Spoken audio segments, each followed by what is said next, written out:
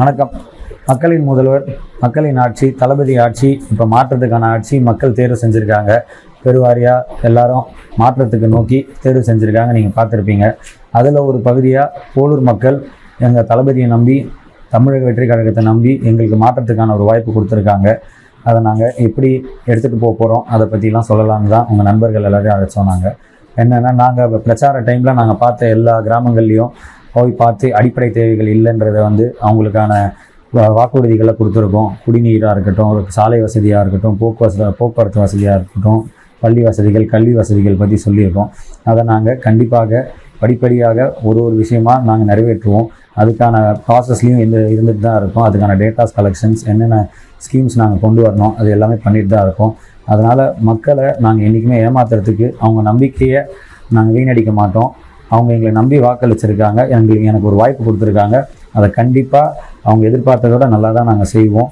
அதை தான் சொல்கிறோம். அதுக்கடுத்து நம்ம என்ன சொல்ல வரோம்னா, இப்போ எல்லாத்துக்குமே அவங்க ஸ்கீம்ஸு எங்களை இப்போ ஒரு எம்எல்ஏவாக நான் நீங்கள் ஆக்சசபிள் இருக்காத மாதிரி, அது மாதிரிலாம் இருக்காது. வெரி ஈஸி ஆக்சசபிள் தான் எங்களுக்கு. அதை நான் முதல் கூட்டத்திலே, இப்போ நாங்கள் திருப்பி தொகுதிக்கு வந்த கூட்டத்திலே நான் ஒரு mail ID access, official mail ஐடியும் பர்சனல் மெயில் ஐடியும் கொடுத்துருக்கேன். அதை இன்றைக்கி அலுவலகம் ஓப்பன் பண்ணதில் இன்னிலேருந்து எல்லாமே ட்ராக் பண்ணி எல்லாருக்குமே 24 to 48 ஹவர்ஸில் நாங்கள் ரிப்ளை பண்ணுவோம். மற்ற எம்எல்ஏ மாதிரி அதிகாரத்தில் இருந்துக்கிட்டு தூரத்தில் இருந்து எங்களை ஆக்சஸ் பண்ண முடியாத மாதிரி கிடையாது. எங்கள் அலுவலகம் மக்களுக்கு எப்பயுமே திறந்துருக்கோம். நான் எப்போதுமே மேக்ஸிமம் இருப்பேன் இங்கே. அப்படி இல்லைன்னா எங்களோட உதவியாளர்கள், செக்ரட்டரிஸ் இருப்பாங்க. அவங்க எல்லாத்தையுமே உங்களுக்கு கன்சர்னில் இதில் வாங்கிப்பாங்க. அதே மாதிரி அந்தந்த ஊர்லேயும் அந்தந்த கிளையிலையும் ஒரு நிர்வாகி இருப்பாங்க. நம்ம ஆஃபீஸ் அலுவலகம் இருக்கும். நீங்கள் இவ்வளோ தூரம் போலூருக்கு மக்கள் டைரெக்டாக எங்ககிட்ட சொல்லணும்னு அவசியம் இல்லை. அந்தந்த கிராமங்களில் எங்கள் நிர்வாகி கிட்ட சொல்லலாம். போலூர் இது பஸ் ஸ்டாண்ட் மட்டும் இல்லை.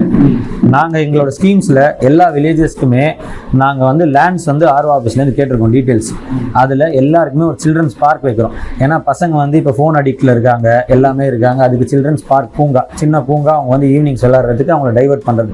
அதே மாதிரி நாங்கள் இங்கே லேண்டு ஆர்ஓவில் கேட்டிருக்கோம். திருப்பியும் நான் சொன்ன உங்களுக்கு அரசு கலைக்கல்லூரி கொண்டு வருவோம்னு சொல்லியிருக்கோம். அதுக்கான ப்ராசஸும் போயிட்டு இருக்கு. நாங்கள் சட்டமன்றத்தில் பேசும்போது எங்கன்னு நாங்கள் லேண்ட் ஐடென்டிஃபை பண்ணிட்டு, அந்த லேண்டோட ஹெக்டேர் எவ்வளோ இருக்குது, என்ன எக்ஸ்டென்ட் இருக்குது, அதில் என்னென்ன பண்ணலாம் பிளானோட தான்.